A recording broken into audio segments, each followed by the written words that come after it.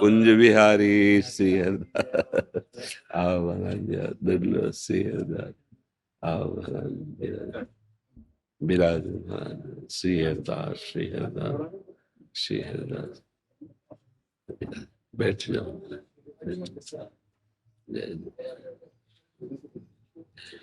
माला श्री जी के संतों को धारण करवाए।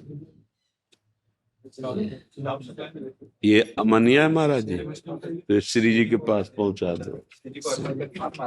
हाँ, पहले महारानी जी को। हाँ, ये आप ले लो इनको ये आप श्री जी को ले जाओ, श्रृंगार में प्रयोग कर लें। श्रृंगार को आप संतों को माला, वो भी देखो, उसको भी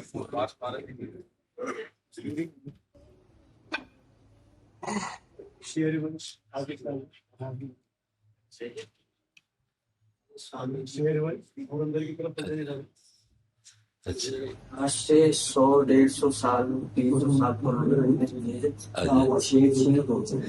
बहुत कृपा है। तो अहो भाग्य जो आज से जो पहले जो भूतरी संतों को लाते ना, जी जी, ये लोग अरे अहो भाग्य स्वामी जी, बड़ी कृपा।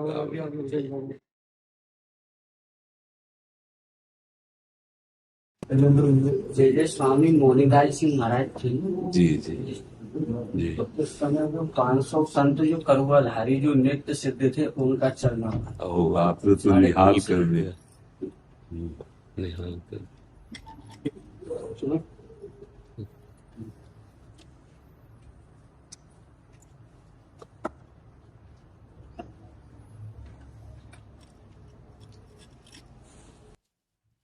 संभाल के गिर ना जाए, ऐसे सीधे रखो वहां पे। प्रवीण त्रिपाठी जी, श्री हरिवंश महाराज जी, आपके चरणों में कोटि कोटि नमन।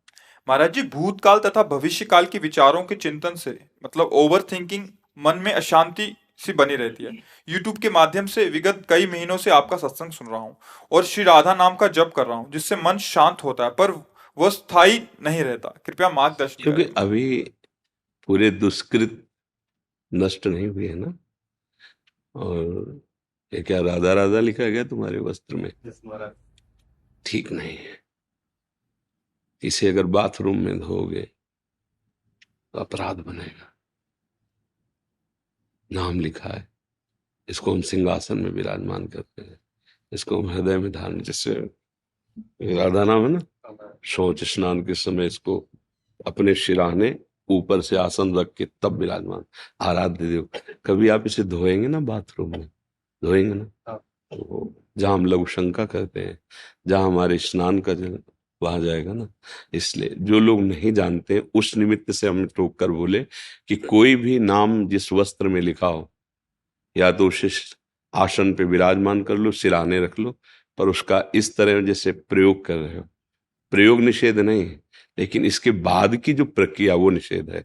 आप जैसे इसे पहने हैं और मान लो वर्षा हो, ये राधा नाम का जल नीचे हो, जैसे लोग गाड़ियों में लिख देते हैं, नहीं नहीं, ये वही नाम है जिससे परम सिद्धावस्था प्राप्त होती है, सारे पातक नष्ट होते हैं।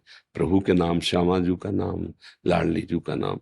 अब हम नाम को अपने हृदय में इस भाव से जपे कि हमारा वर्तमान का श्वास व्यर्थ न जाने पावे, तो भूत और भविष्य के चिंतन पर हम शासन कर लेंगे। समझ रहे? भूत माने बीता हुआ समय, जो बीत गया है, हमसे जो गलती हुई है या हमसे जो अच्छाई हुई है, उसे छोड़ो। आगे क्या होगा उसको छोड़ो। बीच में अभी जो हमारा वर्तमान समय, ये सेकंड चल रहा है, इसे पावन कर लो, तो भूत और भविष्य दोनों मंगल में हो जाएंगे। राधा राधा, मन पीछे का चिंतन कर रहा, काटिए उसे, विवेक के द्वारा काटिए। क्या होगा? पीछे जो गलती की उसमें समय गया, अब उसके चिंतन में हमारा ये समय नष्ट करो आप। पीछे जो अच्छा हो गया भगवान की लीला से हो गया, अब हम उसका चिंतन करके अहंकार करें, वर्तमान के समय को नष्ट करें? नहीं, काट दिया। आगे क्या हो? वही होगा जैसे तुम्हारे पूर्व कर्म है। मन को डांटो, तुम्हारे पूर्व कर्म है, भगवान जो करेंगे मंगल करेंगे। राधा राधा राधा, ना हमें आगे की चिंता ना पीछे की चिंता। अब जैसे हम कोई कार्य कर रहे हैं, प्रमाद नहीं करना, भरसक प्रयास करके उस कार्य को सफल करना है, पर सफल नहीं होता हमें चिंता नहीं करनी। कर्मण्ये वाधिकारस्ते मा फलेषु कदाचन, सुख दुखे समय कृत्वा लाभा लाभो जया जय, लाभ हो या हानि, जय हो या पराजय, हम कर्तव्य से मुख नहीं मोड़ेंगे, पर फल की स्थिति में हम दुखी भी नहीं होंगे। हम हार जाते हैं, हमें फल नहीं मिलता है, तो कोई ना कोई भगवान का विधान है, हम दोबारा प्रयास करते हैं, मानव जीवन है, हम ऐसे निराश नहीं होंगे। तो हम आगे की चिंता नहीं करते, पीछे का जो हो गया है उसके लिए आम तो हम स्वरूपापिभ्यो मोक्षयिष्यामि मा शुचा, भगवान के वचन याद करो।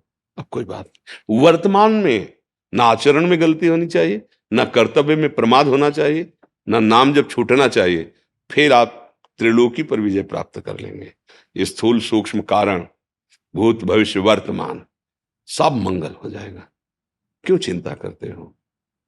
भगवान कह रहे अनन्यस चिंतयन्तो माम, बस कह रहे योगक्षेमम वहां में हम अप्राप्त की प्राप्ति करा दूंगा, प्राप्ति की रक्षा मैं करूंगा, तू चिंता क्यों करता है? जो अप्राप्त है उसे प्राप्त करा दूंगा, जो प्राप्त है उसकी रक्षा मैं करूं। अब इससे ज्यादा भरोसा कैसे? कोई बड़ा पदाधिकारी आपसे कह दे, हाथ मिलाते हैं जाओ, तो आप फूले फूले घूमेंगे नहीं, और चाहे जिंदगी में फोन कभी ना उठावे। लेकिन मेरे भगवान कह रहे हैं, जो अनंत शक्तियों के स्वामी हैं, अनन्यस चिंतयन्तो माम ये जना परिपासते तेषाम नित्याभियुक्ता नाम योगक्षेमम, वही तो कह रहे हैं। तो चिंता मत कर, तुझे जो प्राप्त करना है मैं कराऊंगा, क्योंकि सब उनके हाथ में है, और जो प्राप्त है उसकी रक्षा मैं करूंगा। योगक्षेमम वहां में हम स्वयं मैं वाहन करूं, तुम बस केवल वर्तमान में चिंतन करो।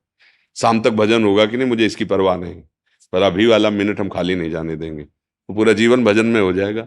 हम हर मिनट को, हर सेकंड को, वर्तमान को संभाले तो हमारा भविष्य मंगलमय होगा, और भूत जो हमें परेशान करने के लिए भूत जैसा लगेगा कर्म, वो भगवान नष्ट कर देंगे। अहम त्वाम सर्व पापेभ्यो मोक्षयिष्यामि मा शुचा, बस अर्थ आनंदित रहो वर्तमान में। हम क्या है, अविश्वास में हम घाटा उठा लेते हैं, अविश्वास में हम जलते हैं। अगर हमारा दृढ़ विश्वास हो जाए, एक भरोसो, एक बल, एक आस विश्वास, तो देखो कैसे प्रभु संभाल रहे हैं। सच्ची मानिए, हर मिनट उनका दुलार प्यार ऐसे अनंत माताओं जैसा। इसलिए कहता हूं कि भविष्य की चिंता मत करो, भूत को तो भगवान के चरणों में समर्पित कर दो, और नाम वर्तमान में लो, अच्छे आचरण करो, सदैव सुखी रहोगे। यह हमारे बात नहीं है, भगवान के सब प्रिय हैं। सब मम प्रिय सब मम उपजाए, भगवान कह रहे हैं। पर हम लोग अहंकार, अविश्वास, ऐसे कुछ दोषों से युक्त हो गए जिससे हम अपने प्रीतम को पहचान नहीं पाते, उनके विधान में राजी नहीं हो पाते।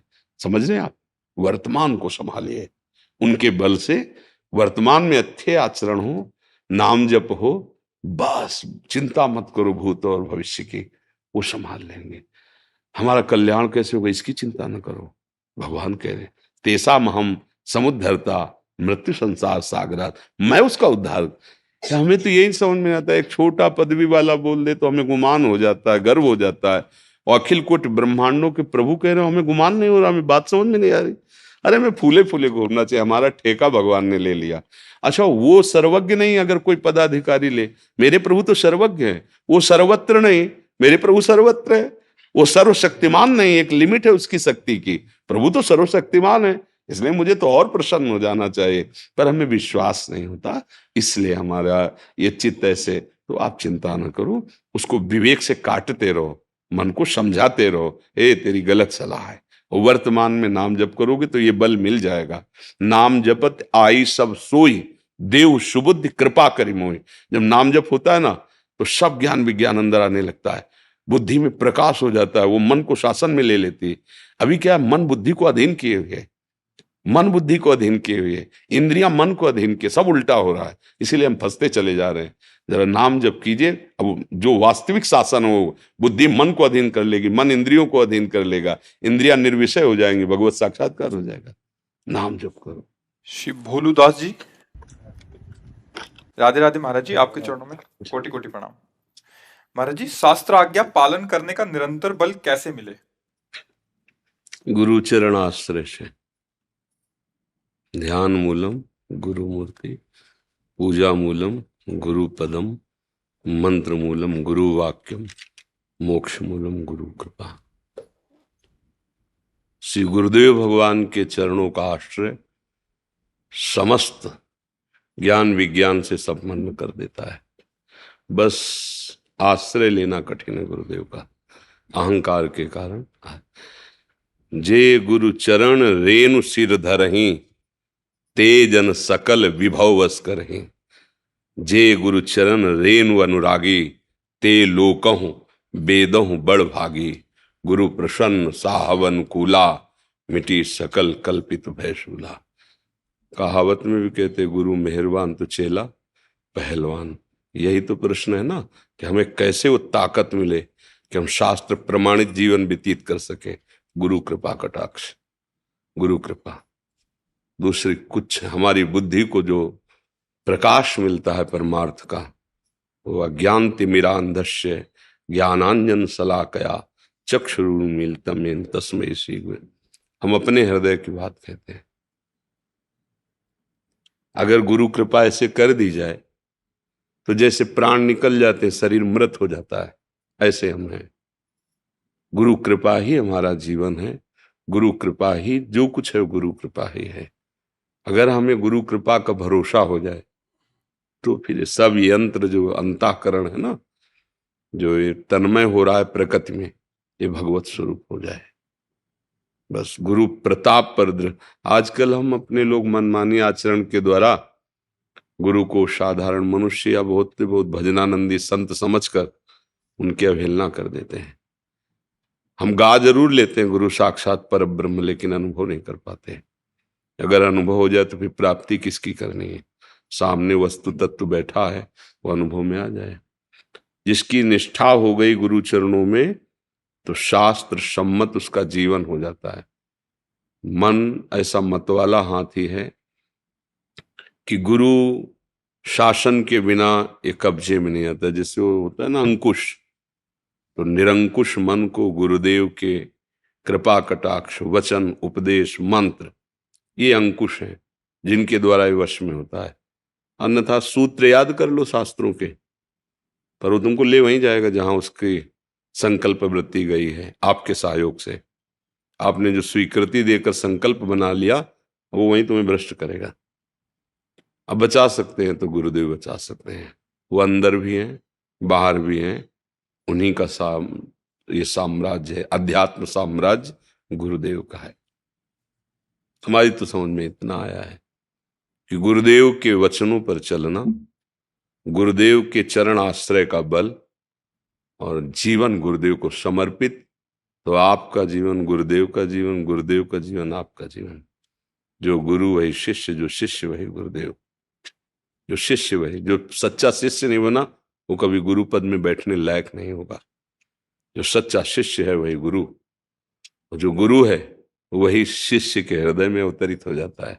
तो जो गुरु वही शिष्य, जो शिष्य वही गुरु। अभेद स्थिति, तस्मित् तज्जने भेदा भावात्। प्रभु और प्रभु के जन में अभेद स्थिति हो जाती है। गुरु कृपा ही केवलम। गुरुदेव की कृपा क्या है? उन्होंने जो नाम दिया है, मंत्र दिया है, जो हमें उपासना की रहनी बताई, हमें अक्षरशः वैसा चलना चाहिए, पर हम चल नहीं पाते, तो गुरु अवमान हो जाता है, अवज्ञा हो जाती है, अवहेलना हो जाती है। तो हमारी बुद्धि क्या है कि विपरीत चलने लगती है। सृष्टि में कहीं भी अपराध करोगे, दोष तुम्हारे गुरु पे आएगा। किसी का भी अपमान करोगे तो जब आप गुरु का चिंतन करोगे तो गुरु पर दोष दृष्टि हो जाएगी, जलन, क्योंकि तुम्हारा तभी पतन हो पाएगा। जब प्रधान कनेक्शन तुम्हारा कटेगा ना, तभी माया तुम्हें रौंद पाएगी, ऐसे रौंद नहीं सकती। गुरु के आश्रित को माया नहीं रौंद सकती। एक बार गुरुदेव भगवान के संग प्रदक्षिणा हो रही थी, तो सहज में पूर्व चर्चा में से कहा कि कबीर दास जी के पंथ के संत थे, तो उधर हमने देखा उनके जो शिष्य थे बहुत हष्ट पुष्ट और बहुरंगी बाबा, उनको गांव के लोग कहने लगे थे, क्योंकि कई तरह के कपड़े के टुकड़े सिल करके शरीर में धारण करते थे, बड़े ही विरक्त। और उनके गुरुदेव बहुत वयोवृद्ध थे, ज्ञान वृद्ध भी और वयोवृद्ध। अब क्या अपराध हुआ था ये तो पता नहीं था अपने लोगों को, पर इतना पता था, आओ तो साहब साहब साहब ऐसे करके आते, डंडा रखा था, डंडा लेते, मतलब पूरा डंडा जोश से मार भी नहीं सकते थे, ऐसी अवस्था शरीर की थी, धम्म से मारते ऐसे, फिर पीछे हटते, साहब साहब साहब आओ, 10 बार डंडा मारा। अब इसके बाद जब वो बाहर निकल भिक्षावृत्ति के लिए, तो गांव वाले कहे थे, बूढ़े बाबा थे, तुम धक्का, अरे उनका हमारे साहब हमारे गुरुदेव ऐसा। तब गुरुदेव भगवान ने कहा, जो गुरु के प्रति तन मन प्राण समर्पित है उसको माया स्पर्श भी नहीं कर सकती, जिसको गुरु का शासन मिल गया वो काल शासन से मुक्त हो गया। तो हमारी वृत्ति गुरुदेव के चरणों का आश्रय ले, तभी हम शास्त्र सम्मत जीवन, नहीं शास्त्र क्या कह रहे हैं ये आप दूसरे को उपदेश कर लोगे, इतना ज्ञान हो जाएगा, पर आप अपने मन को चेला नहीं बना पाओगे, मन को उपदेश नहीं कर पाओगे, ये पक्की बात है। बड़ा सूक्ष्म है भगवत मार्ग। तो जहां कहीं आपसे अपराध बन जाएगा तो अपने गुरु पर दोष दर्शन होने लगेगा, गुरु पर जो श्रद्धा का भाव का कनेक्शन कटने लगेगा, फिर पतन होगा। अन्यथा गुरु आश्रित शिष्य को त्रिभुवन में कोई भी परास्त नहीं कर सकता। गुरु कृपा बहुत बड़ी वस्तु है। तो शास्त्र प्रमाणित जीवन या भागवतिक जीवन गुरु कृपा से होता है। जो गुरु के वचनों पर आसक्त हो गया, वो चाहे गृहस्थ हो चाहे विरक्त हो, महात्मा बन जाता है, अर्थात हृदय की स्थिति उसकी महान हो जाती है। जो गुरु चरणों का आश्रय, गुरु वचनों का पालन करने वाला, ये सबके समझ में नहीं आएगी, क्योंकि जो देहाभिमान से चल रहा है वो क्या समझे, पर आप परमार्थ के प्रतीक हैं, इसलिए आपसे निवेदन है, मन वचन कर्म से गुरु की अधीनता, उनके वचन की अधीनता, वचन आधीन सदार हैं। जो गुरु ने आदेश कर दिया, रात दिन वही नाम वही मंत्र वही आचरण, बस वैसे हमारे प्रीतम हैं गुरुदेव। गुरुदेव साधन नहीं है, गुरुदेव साध्य वस्तु है, पर जिस दिन हमारा साधन ठीक हो जाएगा तो गुरुदेव में दिखाई देने लगेगा। जैसे श्री भट्ट देवाचार्य जी के समीप श्री हरिव्यास देवाचार्य जी आए शिष्य बनने के लिए, उनका तुम्हें दिखाई दे रहा है हमारे पास कुछ गोद में? उनका नहीं। तो जाओ 12 वर्ष गिरिराज जी की परिक्रमा करो और राधा नाम रटो, 12 वर्ष तक गुरु आज्ञा में परिक्रमा।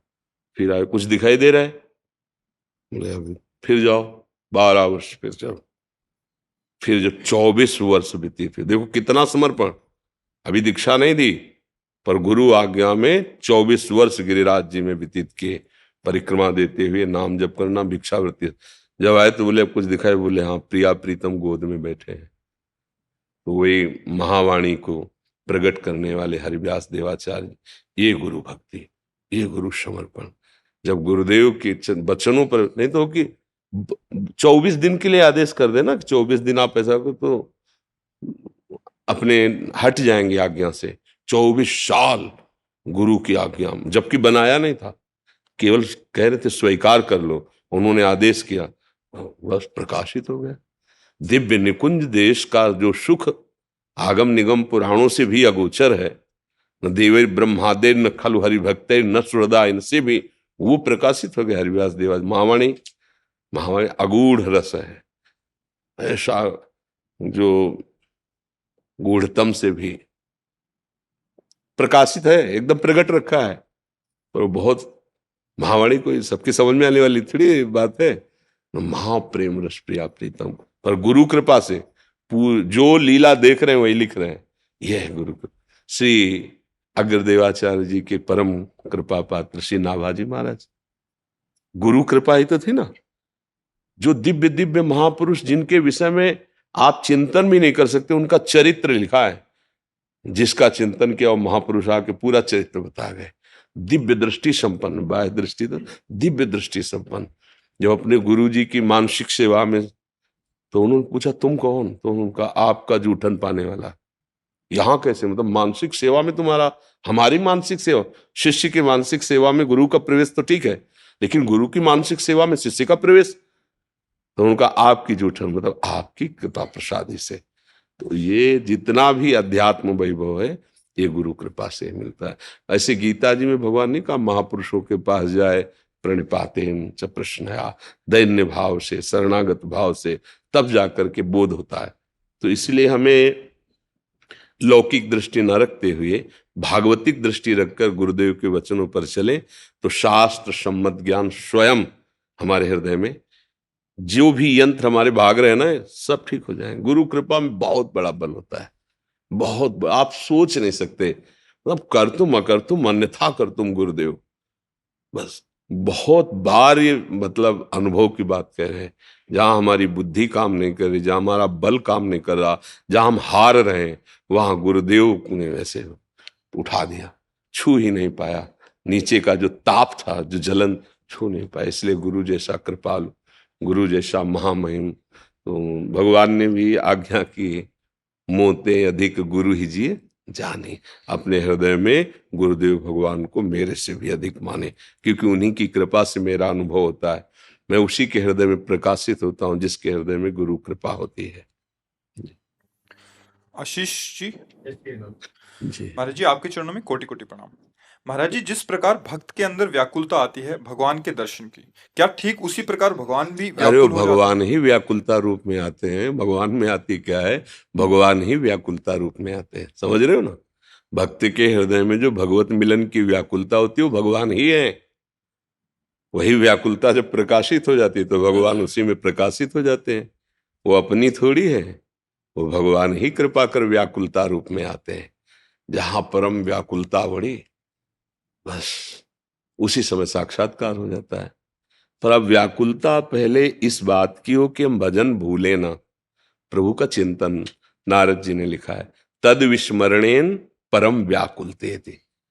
अगर हम आधे पल के लिए भी नाम छूट रहा है, ऐसा लगा, हमें तड़पन हो जानी चाहिए।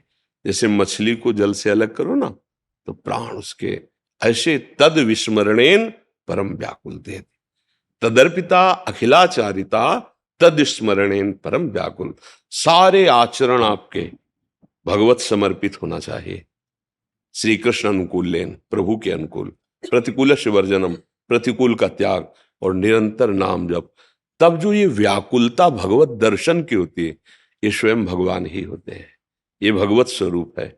जहां वो व्याकुलता हुई तो उसी व्याकुलता में भगवत साक्षात्कार होता है। रोम रोम पुलकित है, अश्रुधारा चल रही है, अब जिया नहीं जा रहा। प्रभु अब आपके बिना कैसे जिए? न रात में चैन, न दिन में चैन। तो उसके नेत्रों में, उसके मन में, कण कण में वही प्रीतम उसको दिखाई देने लगता है। व्याकुलता ही भगवत दर्शन कराती है। तो ये व्याकुलता भगवत स्वरूप होती है। ऐसी व्याकुलता उत्पन्न होती है, सब लोक परलोक की चाह सब भस्म हो जाती है। ब्रह्मादिक के भोग सब विषम लागत ताहि, नारायण ब्रज चंद की लगन लगी है जाए। भगवत दर्शन की लालसा जागृत हुई तो ब्रह्मलोक के भोग भी उसे विष के समान लगने लगे। व्याकुलता का परिचय ब्रह्मलोक के भोग भी, यहां तो मृत्यु लोक के तुच्छ भोग हमें परास्त कर देते हैं। खान पान भोग विषय विलासिता मृत्यु लोक की घृणित, देवलोक की तो और फिर ब्रह्मलोक। लेकिन जो हरि के लिए व्याकुल होता है वो कैसा होता है?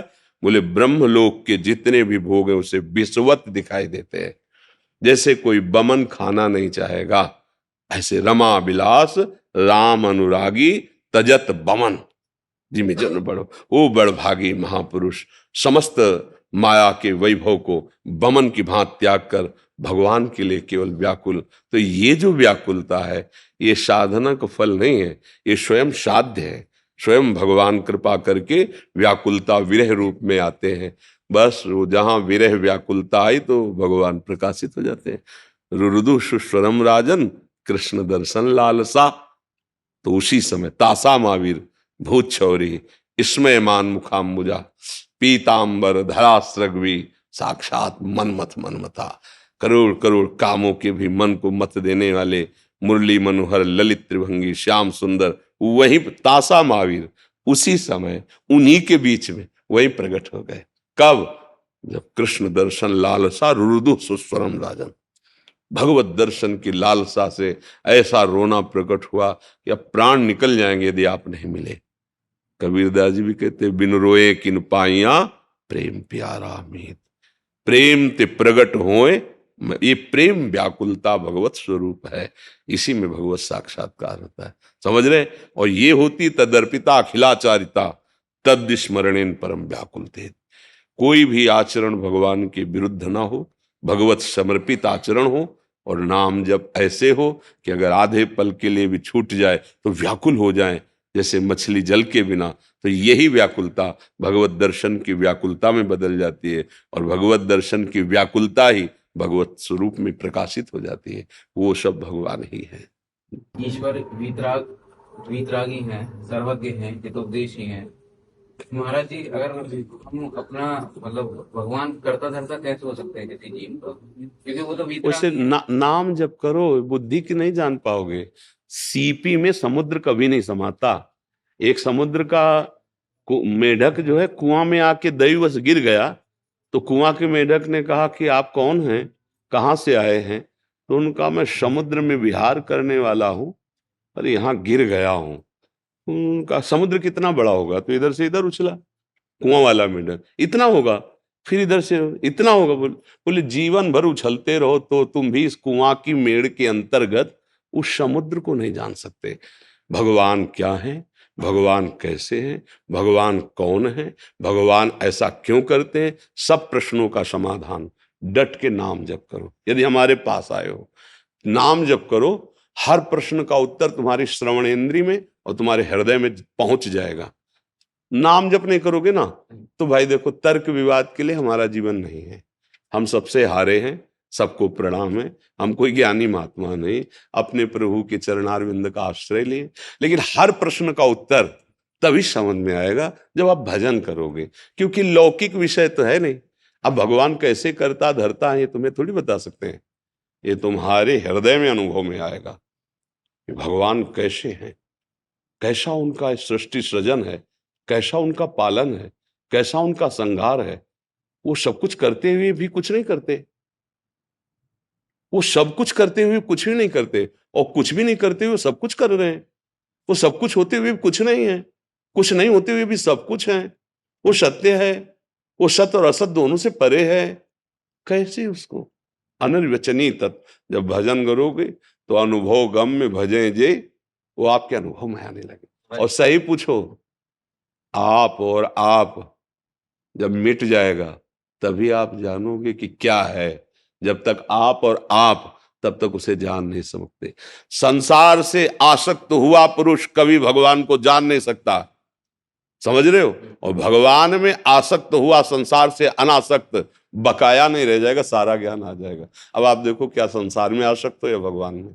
हृदय से देखो। हम तो मित्र की तरह बात करते हैं। अभी तो संसार। हाँ भैया, तो नाम जप करो, मेरी प्रार्थना मान लो। जब करने से मेरी क्रोध मान माया में कमी आ रही, कसायों में मंदता। हाँ, और भजन करो। रोज में महाराज जी सुनो, जैसे जैसे लाभ हो वैसे वैसे लोभ बढ़ता है, ऐसे ही भजन का लोभ बढ़े। और हमें कुछ नहीं प्राप्त करना, कुछ नहीं जानना, सब ज्ञान का ज्ञान है। यदि तुम्हारा अंदर का चिंतन संसार का छूट जाए तो जानत तुम्हें हो जाए, और तुम कोई नहीं हो। महाराज जी, आपके निमित्त से संसार दृष्टि कम होती जा रही है। भगवान कृपा करे, खूब नाम जप, नाम जप। अमरजोत सिंह रंधावा जी, साउथ अफ्रीका से। राधे राधे राधे राधे महाराज जी, आपके चरणों में कोटि कोटि प्रणाम। महाराज जी, मैं अभी साउथ अफ्रीका में परिवार के साथ रह रहा हूँ। महाराज जी, मेरा एक प्रश्न है। गुरुजी, आपने कहा जिस पर कृपा होती है वो राधा नाम जप सकता है। साउथ अफ्रीका में रहते हुए मैं वहाँ के लोगों को जब कर्म के बारे में बताता हूँ तो वो ना ही मुझे समझ पाते हैं और ना विश्वास करते हैं। वो लोग जिन धर्मों को मानते हैं उनमें भी बहुत तो प्रभु हमें प्रेमी जरूरत मिलते हैं। क्या है किसी को बताने की? हमें जरूरत क्या है? हमें प्रेम करना है, हमें भगवत प्राप्ति करनी है। जब हमको जो हमारा लक्ष्य है उसका अनुभव हो जाएगा तो वही लक्ष्य सब में दिखाई देगा। हमें हमको सुधरना है। जैसे हम आपके पास बैठे हैं तो अपने भाव से बैठे हैं। मेरे प्रभु मेरे सामने इन रूपों में आकर प्रश्न करके हमें सौभाग्य देते हैं अपनी चर्चा करने का, अपने सिद्धांतों के वर्णन करने का। हम आपके उद्धार के लिए नहीं बैठे हैं, आपको प्रसन्न करने के लिए बैठे हैं। आप कौन हैं? हमारे आराध्य देव हैं सब में। आप अभी गाली दे लें, ना माने, हम हाथ जोड़ेंगे। जैसी लीला करो हो तो हमारे प्रीतम ही, आप जानो आपका कार्य जाने। अब हम ये सोचे कि हम जगत का परिवर्तन कर दें, नहीं होगा। हम तो उनके एक तुच्छ दास हैं, वो स्वयं अवतरित हुए हैं, अवतार हुए ना भगवान के। क्या सब परिवर्तन हो गया था क्या? नहीं। हाँ, जिसने माना उसका परिवर्तन हुआ। भगवान स्वयं उपदेश कर रहे हैं दुर्योधन को, बिल्कुल परिवर्तन नहीं हुआ, क्योंकि मानता ही नहीं था। समझ रहे ना? भगवान अपने विराट रूप का दर्शन कराया सभा में, जब वो बंदी बनाना चाहता था, तो भीष्म जी ये सब परमानंद को प्राप्त हो रहे हैं, और वो कह रहा है तुम्हारी माया है, तुम्हारा जाल जो हमारे ऊपर चलने वाला नहीं। विराट रूप भी उसको कोई फर्क नहीं पड़ रहा है। आप समझो, भगवान भी अवतरित हुए तो उन्हीं का सुधार हुआ जिन्होंने माना। जो नहीं माने वो नहीं सुधरे, चाहे घर में ही क्यों ना हो। भैया, हमें अपना हृदय भगवान को समर्पित करना है। अब आपके पास कोई आता है और आपसे प्रश्न करता है कि आप जिस आनंद में मगन हो मैं भी आनंद हूं, अब उठा मत रखो, उसको उपदेश कर दो जो जहां है। देखो, सच्चाई बात समझना, चाहे वो किसी धर्म का आश्रय लिए हो, वो मेरे ही भगवान को मान रहा है, मुझे इसमें संशय नहीं। जो नाम लो, जो रूप, अंग्रेजी से बोलो, उर्दू से बोलो, सब भाषाएं उसी की, सब रूप उसी के, सब नाम उसी के।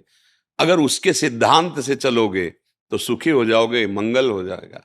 अगर उसके सिद्धांत को नहीं समझ पाओगे, कुछ नहीं मिलेगा, दुर्गति होगी। गाल में तुम चंदन लगा दो और हाथ में गड़ासा चला दो तो हमारी छाती ठंडी होगी क्या?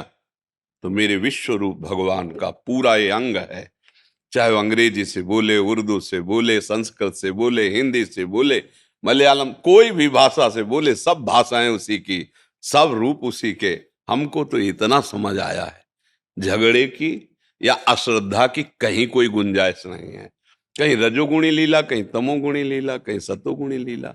हमको अपने मालिक को देखना है, ना कि उन लीलाओं को देखना है जो रजोगुणी, तमोगुणी, सतोगुणी। देखो, अध्यात्म समझना है तो फिर ये है, ये पार्टी बंदी, मेड़ बंदी, ये अध्यात्म में नहीं है। ऐसे फैलता है अध्यात्म, पूरा विश्व मेरा घर है, पूरे विश्व के प्राणी मेरे यहाँ, सुहृदम सर्वभूतानाम। साहब में हमें तो कोई विलग नहीं दिखाई दे रहा। जैसे अपना छोटा बच्चा नाराज हो जाए, दाढ़ी पकड़ के खींच ले, गाली दे, थप्पड़ मार दे, छोटा बच्चा जो गोद में है, कैसा आपको लगेगा? बुरा थोड़ी लगेगा, हंस दोगे। ऐसे ही छोटे बच्चे के समान हो। यदि आप गाली देते हो, हमारी निंदा करते हो, हमारा अपमान करते हो, हमारे आराध्य देव की अवहेलना करते हो, छोटा बच्चा है, दया का पात्र है, दुलार का पात्र है, वो क्रोध का पात्र नहीं। हम जब सिद्धांत को नहीं समझ पाते तो वैर विरोध, वो ज्ञान ही क्या जिसमें वैर विरोध, वो भक्ति ही क्या जिसमें वैर विरोध। तो हमको दूसरों को नहीं सुधारना है, हमको अपने को सुधारना। और हम जोर जोर से बोले राधा राधा राधा, अब कान में पड़ रहा है ना, तुम मानो ना मानो, तुम्हारा मंगल होगा, तुम्हारा कल्याण होगा। आग को श्रद्धा से छुओ तो जला देगी, धोखे से छू जाए तो जला देगी, और जबरदस्ती को छुआ दे तो जला देगी। जब आग में दाहिका शक्ति अपना काम किए बिना नहीं छोड़ती, तो तारण शक्ति, सुख प्रदान करने की शक्ति, मंगल करने की शक्ति नाम में है। चाहे श्रद्धा से सुनो या अश्रद्धा से सुनो, चाहे जैसे नाम कान में पड़ा ना, मंगल हो जाएगा। जब ठाकुर हरिदास जी को वो म्लेच्छ जन कोड़े से मार रहे थे, जल्लाद, तो ठाकुर हरिदास जी कहते हरि बोल, हरि बोल। तो कहते हरि बोल बोलता है, हरि बोल बोल। तो देख के मुस्कुरा दिए, अब इसका भी कल्याण हो जाएगा, क्योंकि इसने हरि बोला। तो हमको अपने अनुराग मार्ग में चलना है। सब हमारे प्रभु के स्वरूप है। हम किसी को उपदेश करके महात्मा बनाने के पहले अपने मन को उपदेश करें, अपने मन को लगाएं। जो हम दूसरों से करवाना चाहते ना, वो पहले हमारे जीवन में होना चाहिए। हम लोग दूसरों को उपदेश देने में बहुत प्रवीण हैं, पर अपने मन को उपदेश देने में बिल्कुल कच्चे हैं। देखो ना, अरे अभी आपसे पूछे कोई कि कल्याण कैसे होगा, आप बता दोगे, लेकिन अपने मन को उस मार्ग में चलाने में अभी कच्चे हो। तो सच्चा ज्ञान वही है जो अपने मन को चेला बना ले, अपने मन को श्रोता बना ले, और सत्संग से सुनी हुई बात उसको सुनावे और उसको लाइन में चलावे। हम लोग दूसरों को चलाना चाहते हैं और अपने मन के गुलाम हैं। कुछ हाथ नहीं लगेगा। तो भैया सुधरो, स्वयं सुधरो। स्वयं जब पुष्प में पराग आ जाता है तो भौरे मड़राने लगते हैं। भौरों के लिए निमंत्रण कार्ड नहीं भेजा जाता। जब आप में राधा नाम का प्रभाव जागृत होगा ना, तो स्वयं लोग लुभायमान हो जाएंगे। कैसे तुम्हें ऐसी शांति स्थिति रहती है, कैसे तुम मुस्कुराते रहते हो, क्या रहस्य है? बोलो राधा राधा, तब उसकी समझ में आएगा। पहले अपने को इतना बलवान बनाओ, इतना आनंदमय बनाओ कि दूसरे के मन को मुग्ध कर लो। फिर जो उपदेश करोगे तो बसीकरण की तरह खींचा चला आएगा। अबे हमारा ही मन नहीं राधा नाम में पगा तो हम दूसरों को उपदेश क्या करें। ऐसे भाव से परमार्थ में चला जाता है। कोई प्रश्न? जो तुम्हारे भगत कह रहे हैं कि मेरा गृहस्थ मन नहीं लगता है मेरा, मैंने कि राधा नाम जपो और आगे महाराज जी मार्गदर्शन करेंगे। मैंने कि मैं तो मन लगता कहाँ है? वैराग्य आ गया मन में, है? अब यही रहने का इच्छा है हाँ वृंदावन में। हाँ, बढ़िया है, बढ़िया, उसमें कोई परेशानी नहीं।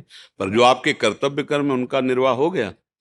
जो संतान है या जो परिवार के जन हैं, क्या उनका कर्तव्य आप मुक्त हो गए? नहीं, तो फिर नहीं। देखो, अधूरा काम मत छोड़ो, वो भी भगवान का ही कार्य है। और मन वैरागी हो जाए, इससे बढ़िया क्या बात है। तन को रखो परिवार में और मन को रखो जहां कृपा निधान प्रभु, उनके नाम रूप चिंतन में। इससे बढ़िया महात्मा और कौन हो सकता है? अगर तन से वैराग्य और मन विषयों का चिंतन कर रहा है तो ढोल में पोल है के लिए, दम्भ पाखंड है के लिए। और आप तो कह रहे हो मेरा मन वैरागी हो रहा है। बात बन गई यार।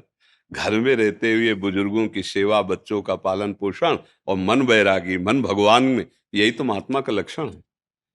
बड़े बड़े विरक्तों को भी जिन्होंने उपदेश किया, वो जनक जी महाराज, रानी है, परिवार है, राजा, बड़े बड़े विरक्त जहां सर झुकाते अम्बरीश जी महाराज, चक्रवर्ती सम्राट। बात को समझ लो, भागने की जरूरत नहीं है। जहां हो वहीं नाम जप करो, धाम का आश्रय अपने कर। अगर कर्तव्य पालन हो गया है और पति पत्नी राजी है कि चलो वृंदावन वास करे, धन है, भैया फ्लैट खरीद लो, आराम से रहो, भजन करो। और अगर कर्तव्य नहीं तो कर्तव्य छोड़कर भागने की जरूरत नहीं है। वो सेवा है।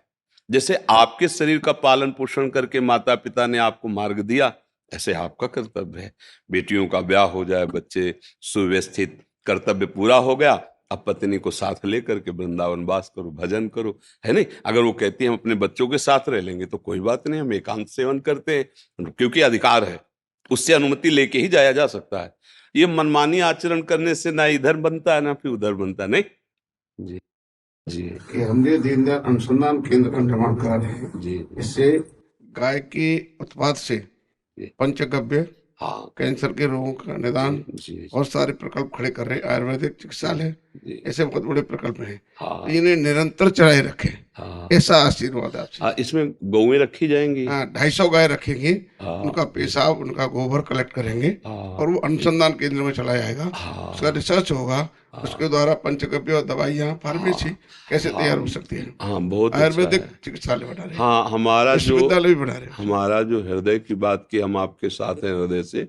उसका लक्ष्य है कि आजकल जो है क्या हुआ, धन की, लाभ की ज्यादा बुद्धि बढ़ गई तो हमारी गौओं का आदर कम हो गया।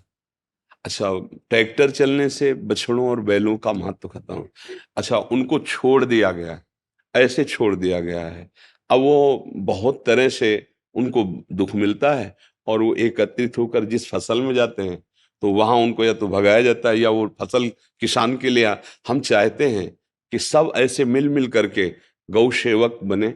कुछ ऐसे स्थान रखें, मान लो आप 250 रख रहे हो, कोई 50 रख ले, कोई 100 रख ले, ऐसे गौ सेवा हो। तो हम जो कहते हैं ना कि गौ हमारा धर्म है, उसकी रक्षा होनी चाहिए, तो उसमें ये होना जरूरी है। अगर नहीं होगा तो कैसे होगा? दूध की प्रधानता से हमारी देसी गाय ज्यादा दूध नहीं देती है। तो अब लाभ के लोभ से गौओं की तरफ से भाव हट रहा है। जन समाज का बैल थे, बड़ा आदर था क्योंकि वो खेती जोतते थे, अब ट्रैक्टर से हो रही है तो बछड़े और बैलों का आदर कर। तो हम ये चाहते हैं कि ऐसे विवेकवान, ऐसे धन संपन्न लोग, 4 लोग एकत्रित होकर के इन गौओं के लिए एक व्यवस्था करें। और जैसे आप ये बता रहे हैं तो इससे क्या होगा, पालने वाले को भी सहयोग मिल जाएगा और लोगों का कल्याण भी होगा। ऐसी वस्तुएं लोगों को स्वास्थ्य बढ़ाएंगी और हमारी गौएं सुरक्षित रहेंगी।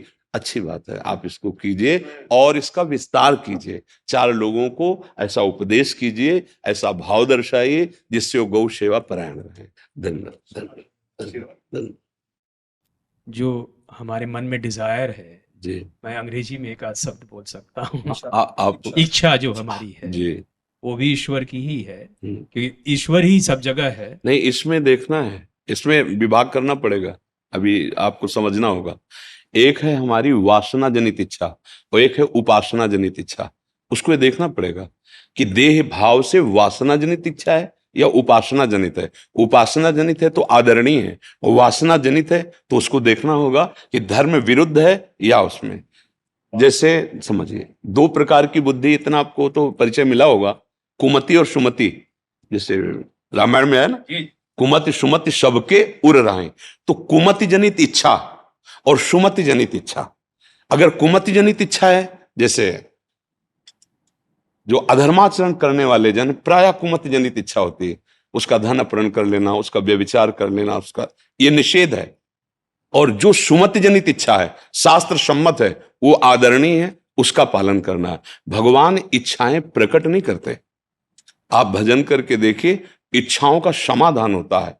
जो दुर्वासना है और उपासना है, इन दोनों के विभाग को जो जानता है वही विशेष विज्ञानवान, ज्ञानवान, विवेकवान है, और विवेकवान ही भगवदानंद को प्राप्त होता है। अगर हम हर इच्छा को भगवान की इच्छा मान लेंगे तो दंड विधान फिर हम किसको देते हैं? आप अधिकारी हैं, उसके अंदर भी तो भगवत इच्छा थी जो व्यभिचार किया, उसके अंदर भी तो भगवत इच्छा थी जो हिंसा की, लेकिन हम उसको कानून के अनुसार पकड़ते हैं, पीटते हैं और दंड देते हैं। क्यों? क्योंकि उसने सुमति का प्रयोग नहीं किया, केवल इच्छा पर आधारित होकर उसने कर्म किया, इसलिए दंड का अधिकारी हुआ। इसलिए पहले इच्छा को हम समझ ले कि इच्छा हमारी दुर्वासना युक्त है, कुमत से प्रेरित, या सुमति शास्त्र सम्मत है। शास्त्र सम्मत है तो बंधनीय है और उसके अनुसार हमें चलना है तो भगवत बल मिलेगा, और अगर शास्त्र विरुद्ध है तो दंडनीय है, हमारा आत्मबल क्षीण हो जाएगा और हम अपने आप जलेंगे, उदास रहेंगे, विषाद युक्त रहेंगे। अब आगे आप बोलिए। सुमत जो इच्छा जो सुमत की तरफ ले जाए, हाँ जो ईश्वर की तरफ ले जाए, हाँ बिल्कुल, कोई भी इच्छा हाँ उसको सुमत में बदलना, हाँ और जो ईश्वर की तरफ ले जाए उस मार्ग पे चलाना, हाँ वो भाव जब आने लगे, जी, जो प्रारब्ध की वजह से जो भी इच्छाएं आ रही हैं, और जो अगर नहीं, अब देखो फिर यहाँ क्या है कि अध्यात्म शब्द है ना, तो जैसे प्रारब्ध के वश इच्छा आना और एक विवेक से इच्छा करना, आप 2 विभाग करना पड़ेगा, मनुष्य और पशु। पशु केवल प्रारब्धवश इच्छा के अधीन चलता है, और मनुष्य विवेकशील है, वो प्रारब्धवश आई हुई इच्छा को निर्णय करके हटाता है या उसको पास करता है, और जो पास करता है उसमें भगवत बल लेकर के चला जाता है। अगर हम केवल जहां शब्द बोलेंगे आप वहीं हम रुक जाएंगे। प्रारब्ध की इच्छा, जैसे पूर्व प्रसंगवशात कोई सामने शरीर आया और उसका संयोग आपका लिखा हुआ है, आपके अंदर इच्छा जागृत हो जाएगी, माना अब इस पर शासन करना या भोगना, ये आपकी वृत्ति के ऊपर रहेगा। अगर अविवेक प्रधान हो गया तो आप भोग लेंगे, और विवेक प्रधान हो गया तो जलन सहकर आप उसे भोगेंगे नहीं। बहुत सूक्ष्म है। प्रारब्ध शब्द लगाने पर ही इच्छा पर अंकुश आ जाएगा, उस पर निर्णय आ जाएगा, और भगवत शब्द लगाने पर, क्योंकि हम मनुष्य हैं, अगर हम केवल प्रारब्ध के अधीन चलते हैं तो हम भगवत प्राप्ति नहीं कर सकते, क्योंकि हमें नवीन कर्म करने का जो अधिकार है वो शास्त्र सम्मत इच्छा के अनुसार है, प्रारब्ध के अनुसार नहीं। प्रारब्ध हमारे शास्त्र सम्मत इच्छा में बाधा पहुंचाने के लिए आ सकता है या सहयोग करने के लिए आ सकता है, वो हमें परास्त नहीं कर सकता या हमें भगवत प्राप्ति नहीं करा सकता। किसी की कुंडली में भगवत प्राप्ति नहीं लिखी होती, उसको इसी मानव देह में ऐसी साधना, ऐसी तपस्या, ऐसा संयम करना होता है जो भगवत साक्षात्कार करता है। जैसे आपने प्रभु कहा जी कि मनन से ही जी ज्ञान होगा, जी, तो ज्ञान आने के लिए मनन करेंगे, इच्छा आ रहा है उस पे मनन करेंगे, हाँ बिल्कुल बिल्कुल, मनन करेंगे हाँ कि किधर जा सकता है। हाँ ज्ञान प्राप्त करना पड़ता है, हाँ और ईश्वर की तरफ भक्ति करनी पड़ती है। हाँ उसी ज्ञान की बात को लेकर जी ये इच्छाओं को जी किस रूप में बदला जाए, उस जी पे मनन किया जाए, जी, वो तो धीरे धीरे ही आता है। हाँ आएगा धीरे धीरे, पर निर्णय तत्काल करना पड़ेगा, निर्णय तत्काल करना पड़ेगा। जैसे हमारे हृदय में बात आई, दोनों बातों को समझना होगा कि भगवत मार्ग में हमें चलना है, तो हम शाम तक जिएंगे कि नहीं, कोई भरोसा नहीं ना। हम इसे बहुत लंबा नहीं खींचेंगे, भले हम 1000 वर्ष की आयु बजे जो भी हो, हमें पता नहीं। हम इसे तत्काल के लिए लागू करेंगे, क्योंकि अगर अगला मिनट हमारे जीने का भरोसा होता तो हम इसे धीरे धीरे लंबा सरका के ले जाएंगे, फिर स्थिति प्राप्त करेंगे। बहुत विवेक से समझना, हम शाम तक जिएंगे कि भरोसा नहीं है, और ये शरीर छूट करके मनुष्य शरीर ही मिलेगा, इसका भी कोई निर्णय अपने पास नहीं है। तो हमें क्या करना, अभी वो बात बनानी, अभी, जिससे अभी शरीर छूट जाए पर मुझे भगवत प्राप्ति हो। वो क्या होता है, बिगड़ी जन्म अनेक की, अब वहीं सुधरे आज, पहले स्वीकार करो, हे प्रभु मैं आपका, आज से मेरा जीवन आपके चरणों में समर्पित, एक एक श्वास में नाम जप करूंगा, धर्माचरण करूंगा। ये निश्चय हुआ है आपका, अभी हो नहीं ऐसे, निश्चय हुआ, ये निश्चय अभी हुआ, अभी शरीर छूट जाए तो आप भगवत प्राप्त हो जाएंगे। अब आपकी जितनी श्वासें बची, आप प्रयास कर रहे हो भगवत आचरण, भगवत नाम, भगवत लीला गुणानुवाद, अब जितना भी समय होगा वो आपका भगवत में माना जाएगा, भगवत प्राप्ति हो जाएगी। आज हम निश्चय करें, इसके लिए हम कल के लिए नहीं छोड़ें, क्योंकि कल हमारे हाथ में नहीं है। प्रभु अनुभव, अनुभव जब आएगा जी। तभी आएगा, वो तो कृपा है उनकी। सुनो सुनो, अनुभव आपका अपने पास है, आप भूल गए उसे। पूरी गीता सुनने के बाद और कुछ नहीं मिला। स्मृति नष्टो मोहा स्मृति लब्धा तो प्रसादान में अच्युता, हे अच्युत, जो मोह था वो नष्ट हो गया।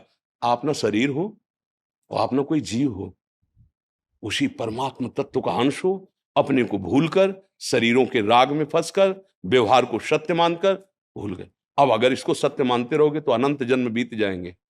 बिगड़ी जन्म अनेक की, अब वहीं सुधरे आज, बस यही स्वीकृति करनी। इसीलिए कहा गया संत समागम बड़ी बड़ी तपस्याओं से भी श्रेष्ठ है, क्योंकि ये जो वृत्ति हमारी अंदर से कि धीरे धीरे, नहीं, अभी इसी क्षण मैं प्रभु आपका हूं, आज से जितनी श्वासें मुझे पता नहीं, आपको समर्पित करता हूं। अब कितनी श्वासों में स्मरण कर पाऊंगा ये आपका बल होगा, लेकिन मैं समर्पित आज से आपका हूं। आज से आपका कल्याण शुरू हो गया, आज से मंगल शुरू हो गया। तात स्वर्ग अपवर्ग सुख धरी तुलाए कंग, तुलनताय सकल मिली जो सुख लव सत्संग। ये बात आपको स्वीकार अभी करनी है।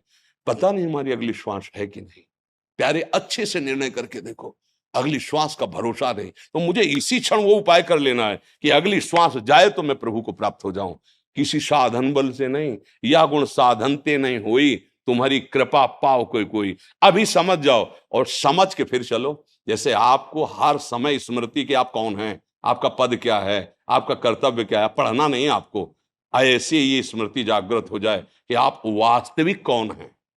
ये अवास्तविक है, वास्तविक नहीं है। न शरीर वास्तविक है, न पद वास्तविक है।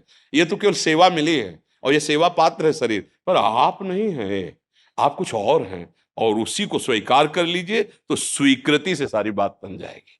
वही एहसास तो चाहिए। हाँ, प्रार्थना करते हैं, अभी स्वीकार करो हृदय में कि मैं प्रभु आपका हूं, जैसा भी हूं, और आज से मेरा जीवन आपके चरणों में समर्पित। तो जो भी जीवन है, समय नहीं है इसलिए सुग्रीव जी ने कोई साधना नहीं की थी प्यारे, केवल हनुमान जी ने शरणागति करवा दी। और उसी प्रश्न में जो बाली ने को संशय था कि मैं और सुग्रीव तो एक ही जैसा हूं ना, क्यों भगवान ने इसका पक्ष लेंगे। जब भगवान ने मारा तब यही प्रश्न किया, मैं बैरी सुग्रीव प्यारा, मैं जानता हूं मेरा भाई जैसे आचरण वैसे ही आचरण इसके। आपका कब भजन किया जो आपने इतना पक्ष ले लिया। बोले अभी इसने शरण ले लिया है। मेरे शरणागत का शत्रु मेरा शत्रु, मेरे शरणागत का मित्र मेरा मित्र। अभी इस बात को सूक्ष्मता से पकड़ लो, अभी स्वीकृति करो, नाथ आपको अभी स्वीकार किए हुए है। अब आगे जो होगा वो जाने, पर स्वीकृति मेरी अभी है कि मैं आपका हूं। बस यही इच्छा प्रबल कर लो, प्रभु मैं जैसा भी हूं आपका हूं, हर चेष्टा मेरी, हर श्वास आपके लिए है। बस अभी आप भगवत प्राप्त, अभी आपके अंदर जो दिव्य ज्ञान उदय होने लगेगा, इसी इच्छा से होगा।